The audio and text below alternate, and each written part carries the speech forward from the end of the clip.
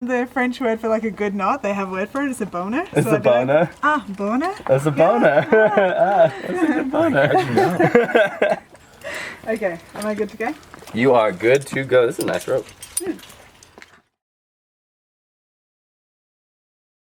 Okay, my name's Emma and this is my van, Roxanne.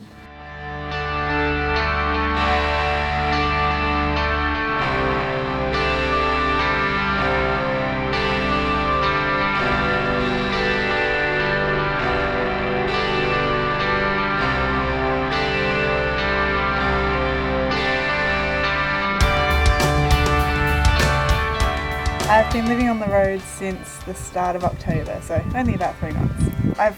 I've always worked like 9-to-5 jobs that have ended up being more than that, and all my friends have always worked seasonal work or they've been guides, and so they always got to get out and do these adventures and I never have. So this was my early midlife crisis, just throwing it all in and climbing as much as possible and just living out of my van for a while.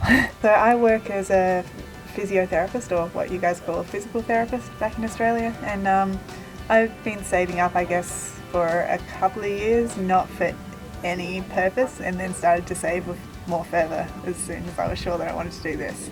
The idea came from, well, an idea that I had in Australia was that it would be really cool to travel around Australia in a van, and then I managed to pick up a job in Vancouver, which was working for a camper van hire company. And so I got to see their fit outs and see how it wasn't quite as complicated as perhaps, so it wasn't as unattainable as I first thought it might have been. And lucky for me, I had all the tools and all the resources there to make it a reality. So with the money I earned there, and with the tools that I could use there, and with the help of a friend, managed to fit out the van. Alright, so this is my kitchen. All of my utensils and things are stored in there. I've got my proper gas cooker there, which I barely ever use except when I'm set up somewhere for a bunch of days like I am here.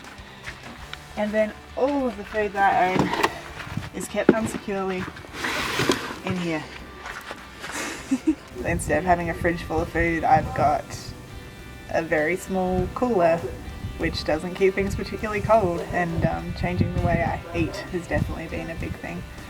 So the fridge, or esky as we like to call it, is connected into my main power, but I can also just use it like a normal cooler. It hasn't had ice in it yet, but I know the ice will work if I wanted to. The one good thing about travelling in winter has been that I haven't really needed to use it, and any beer I want to drink I just leave out at night. I started in Squamish in BC and then came down through Washington. Was really hoping to do a bunch of climbing at Index and Leavenworth, but it was already too cold and wet. Went to Smith Rock, it was also pretty cold and wet. Yosemite, also cold and wet, but then spent a bunch of time at Red Rocks and out in Utah, and that was the best. And now I'm here in Joshua Tree, seeing out the rest of the winter. Everything is connected into the power. So I have lights, I have my fridge that's all connected in, I have my laptop charger, that's all it's used for. And then all these things, they look way more impressive at night. This is the other one really cool thing on my bed, is my gear drawer. It's the one little bit of fun I had with it. Crux of the day is when you've been climbing hard sport routes and then you try to open this drawer. And that's where all the important stuff is kept, all of my gear. I started rock climbing about 3 years ago. It was before I moved to Tasmania, and I started off bouldering just indoors and got to go outside just once. I loved it so much and I wanted that to be a thing. And then I picked up a tent job down in Tasmania, and the very first weekend that I was there I went for a walk in the gorge and met up with some climbers, and they put me on top rope and I was sold. I moved down there as soon as that job ended, and it's just been about climbing. Everything I'm doing has been about the climbing since then. I really don't like it. I don't like corner cracks. Yeah, but it's just, I don't like any of the feet. So my bed is made up of these wonderful little things. So I worked for Wiki Campers over the summer, and the same guys that made all the mattresses for those vans made these ones for me. It's the best bed I've ever slept on. I have about 3 layers of blankets right now, and I do have even more blankets stored away for when winter gets worse. I had the brilliant idea of having the slats, so I thought I would do this wonderful thing where I can where I thought it would be really easy to stack things up and access things, but it also means that it's really, really cold at night. And then all the hiking and other camping gear and stuff that I haven't used because I live in a bed now is kept over on the other side.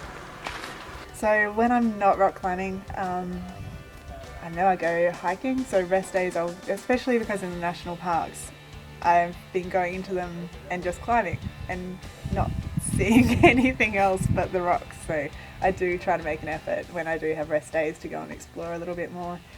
I used to be a Pilates instructor as well, and I've definitely noticed that I've lost some of that fitness on the road. And so I did bring a great big exercise ball with me and my yoga mat, and I do pull that out and try to do that. And I've also just been taking a lot of time to read. It's a luxury that I couldn't afford when I was working. I'd get through maybe 1 or 2 books a year because even then it was in the 2 weeks that I get off and I go and do a hiking trip. And since I've been on the road, I think I've read 10. But that's like my favourite thing to do in my downtime because that's something I don't usually get to do. So that's all of my hiking and camping gear. So like 2 tents, my big backpack, all my sleeping mats, sleeping bags, all that sort of thing. And then this is a mess of my clothes and I'm not going to open it up to show you what's in there. Let's just say it's 2 big boxes that are just full of clothes. And the shoes have migrated to the front seat. I've had a couple of van troubles on the road. For the first month I was on the road, it seemed like my van was overheating quite severely, and that meant a lot of stops and a lot of micromanaging that. Turned out it wasn't even a problem, it was just the gauge. And more recently I've had battery trouble and have required a few jump starts, so I might need to properly address that soon. Yeah, I kind of have needed a jump start a couple of times since I've been here, but let's not talk about that. Otherwise, the van's in really good working order, and I really hope to sell it at the end. So if anyone wants to buy it, it's great. The van is pristine condition. It's running really well. Everyone should, jump in on that and try to buy my van for their road trips. And that's pretty much everything. Oh no, the one other cool thing I did was to gut everything that was in this alcove. So this is now where all of my extra books and things are kept. All of my valuable guidebooks. And so that whole section is just storage. And it's also a really neat place that I can hide. I think my passport's down there somewhere. I hope it still is. I haven't checked in a while. The most challenging thing in the beginning was trying to coordinate toilet stops into my travels and just not living in a house and knowing you have to go to a public bathroom or somewhere else. So Emma, when was the last time you had a shower? 14 days ago. When was the last time you had a shower? For sure, Christmas. That was more than 14 days ago. The best part has been the climbing, but also the people. Like the people that I've met on the road have been some of my favourite people that I've ever met, and they've definitely made the trip and I don't know, have fueled my stoke so many times over and inspired me. And yeah, the people on the climbing for sure. The reason why I wanted to come to the US was probably more than any other country. There are always photos, there's always posts on social media. I mean, we met the girls, Miss Cindy Climerson and Trad Princess the other day, and I've been following them on Instagram for years and just been stoked on getting out to Indian Creek and climbing some killer jams and getting on some off-width, primarily because I see stuff from them all the time and it looks damn rad. And so that's really what prompted me to come to the US. Was these were the places that I knew that I wanted to climb and I wanted to see, and it's something, especially in Utah, the terrain is unlike anything I've seen in Australia, so it's been outstanding, and for that alone this trip has been worth it. I was hoping I'd milk it for all that it was worth, but I'm running out of money, so this is probably my last month before I head back. But now that I know it's doable, I'm going back with enough money to hopefully do exactly the same thing in Australia. The window covers are, well, if I say that, they're recycled denim. They're actually the moving sheets that you get from U-Haul, and because I only needed one, the guys just gave it to me. And they are now held on with Velcro. When I leave here, I'm going to be heading north. Hopefully stopping in and meeting up with some people that I've met along the way. So I made a friend in Smith Rock, I made a friend up in Washington, and so even though it's cold and wet, hopefully getting in a little bit of climbing, getting back to Vancouver, trying to sell my van, and getting back to Australia before the summer's over to do more of this. All right, so you know this question's been coming. Why can't you use a lighter? Okay, I can't use lighters. I put it down to the fact that I didn't really play video games at all growing up, so I just haven't developed that like thumb coordination. I think that's a real thing. It's a source of great embarrassment.